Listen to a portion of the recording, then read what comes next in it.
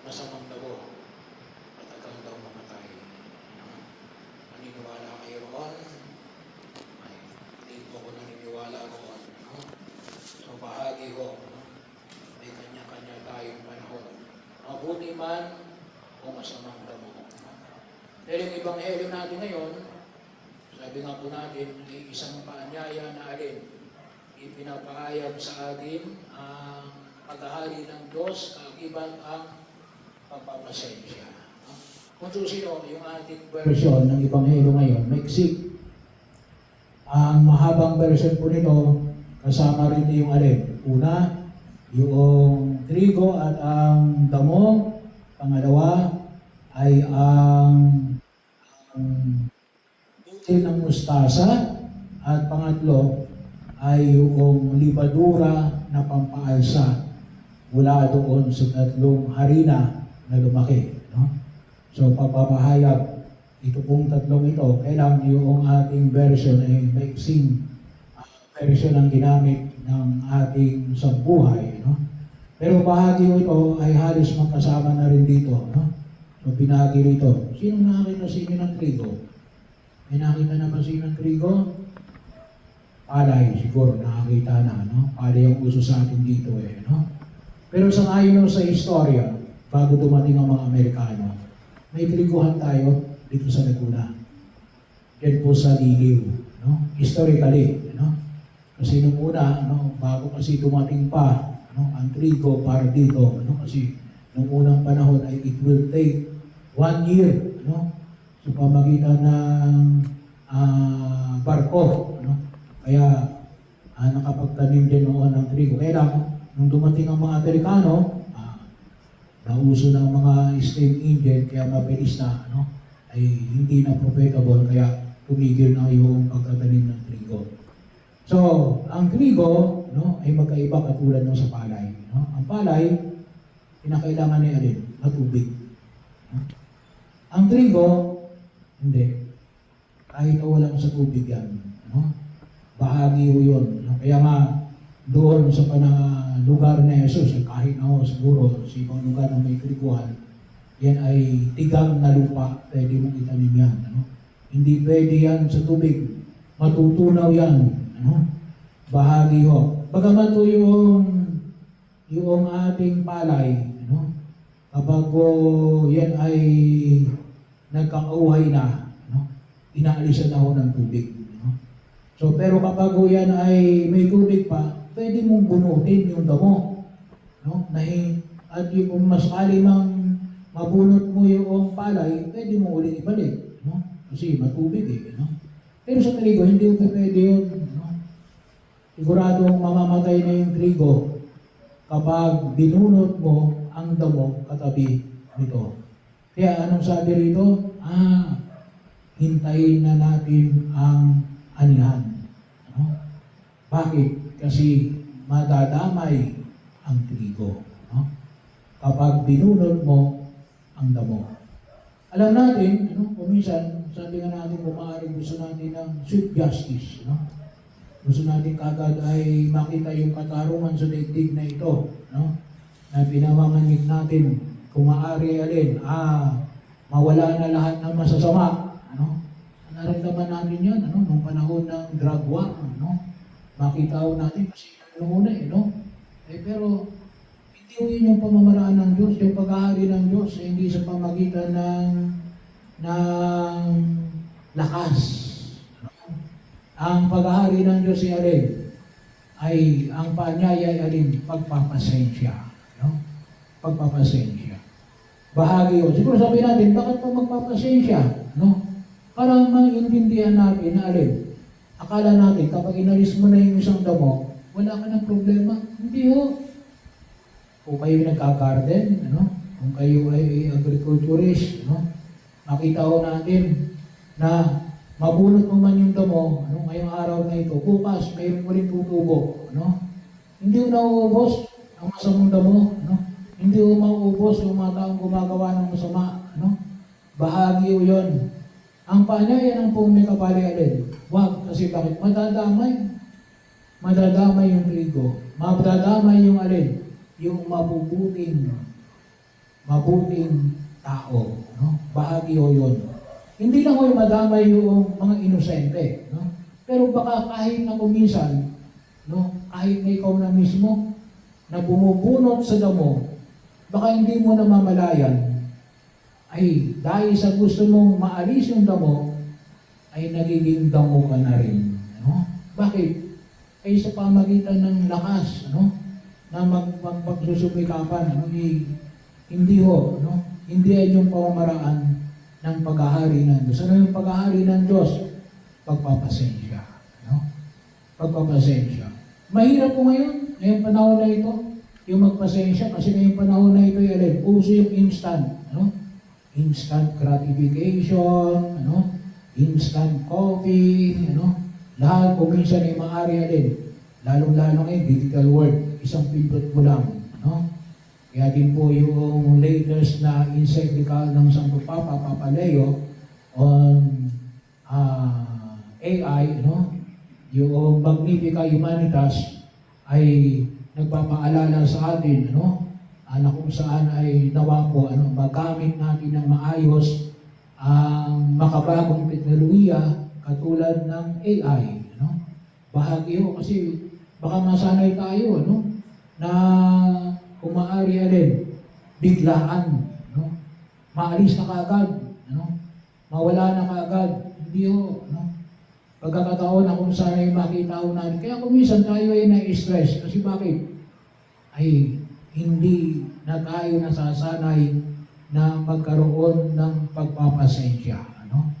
Nasanay tayo ng kung minsan ay, hindi lang minsan, kalimitan ng ating pagkilos ay kung maaari sagaran at biglaan. Ano?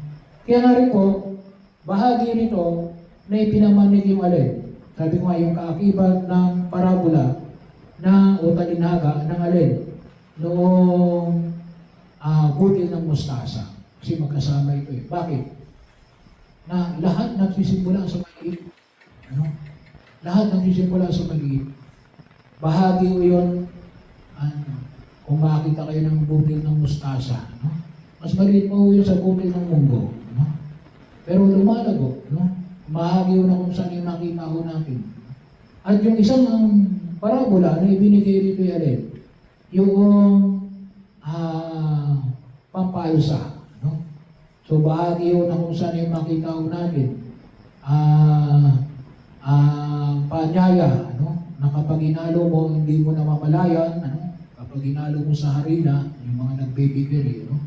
Iwanan mo na lang dyan, no? After 2 hours, 4 hours, lalaki na yung do, no? Bakit? Gawa noong pampaalsa, no? Siguradong lalago yung paghahari ng Diyos nang hindi natin namamalayan. So wag nating madaliin, no? Wag nating i-rush yung pagkilos na ito kasi siguradong darating sa atin. At katulad na rin ng katarungan, no? Ito rin yung paanyaya ng unang pagbasa sa aklat ng karunungan na narinig natin kanina, no? Na kung saan yung makita natin na darating at darating yung katarungan. Kasi kung minsan sabi nga natin ay kung maaari, gusto natin tayo mismo humusga, ano? Hindi, no? Kasi tayo magtiwala, lalong-lalo na saan? Nakalimutan kasi natin yung turo ng langit at impyerno, no? May bahagi na kung saan ay makita natin. At higit sa lahat, yung purgatorio, no? Yung turo kasi ng purgatorio, yun? Katarungan yun, no? Kasi para sabihin na naman natin no? Yan mga padre, yung mga nangungurakot na yan, ano? Yan naman ay humingi ng tawad sa Diyos. Palatawarin naman yung Diyos. Tama, no? Kapag kayo humingi ng tawad, nangumpisal ka, no? Nagpapahid ka ng San Paolio, no? Sa gitna ng iyong karamdaman, yun ay pinangako ng Diyos, no? Hindi ka na pupunta sa impyerno, no? Pero, you have to give justice. No? You are required to give justice. No? Saan yun? Kung hindi mo na ibigay dito sa lupang ito, saan mo igagawin yan? Saan mo ibibigay yan? Doon sa purgatorio. No? Yun yung siguradong katarungan ng Diyos, no? Na nawawag natin kalimutan, no? Kaya bahagi yung siguro, no? Kasi sabi nga ho natin, nawala na yung purgatorio, no? Kasi ang turo ng purgatorio, ibalik ko natin yung turo ng purgatorio at makita ko natin na alin. Ay, sooner or later, no? Hinihiling tayo na alin, ibigay natin yung hinihingi ng katarungan. Yun yung term na ginamit ko. Pero yung lumang term, kasi yung lumang term kasi medyo allergic yan yung iba nating mga kapatid na hindi katoliko, no? Pero ano yung lumang term? Pagbabayad puri, no? Just still the same. Katarungan, pagbibigay ng hinihingi ng katarungan, kasi bakit? May ninakaw ka eh, no? Eh, Father, humingi naman ako ng tawad.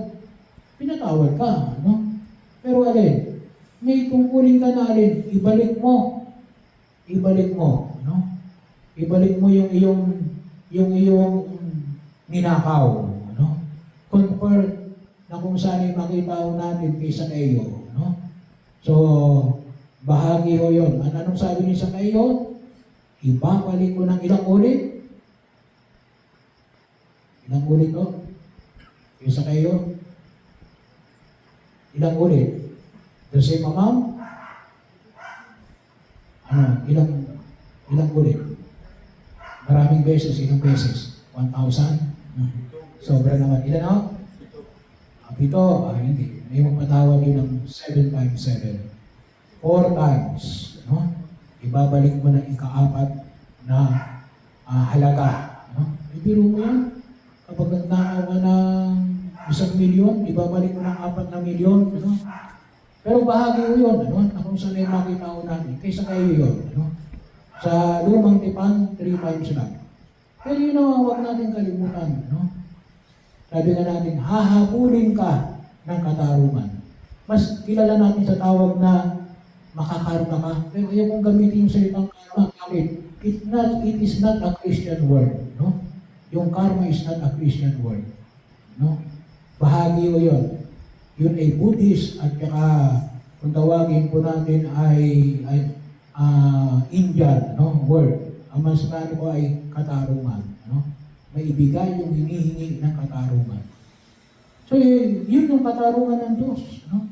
Na siguradong ibibigay, no? Kaya huwag tayong mag-alala kapag may mga gumawa ng masama, no? Pag-ingat tayo sa mga taong gumagawa ng masama at huwag nating tularan ang gumawa ng masama.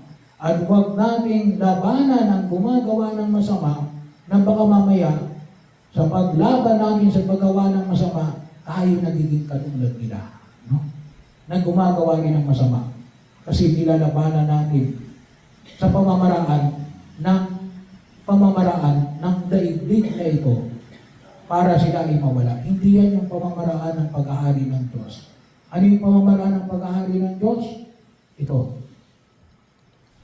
Pag-ibig at awa ng buong may kapal. Yan din ang ibinigay sa unang pagbasa sa Aklat ng Karunungan. No? Makita ho natin, yan yung pamamaraan na makita natin na alin, gawa ng pag-ibig at pagmamahal ng Diyos. Hindi lamang sapagkat para magbago yung taong gumawa ng masama. No? Hindi. Pero tayo na gumagawa ng mabuti, sana makita natin yung higit na kahalagahan ng alin. Kaya natin ginagawa ito kasi ito yung turo ng ating pananampalataya na ipinamanig ng buong may kapal. Ano?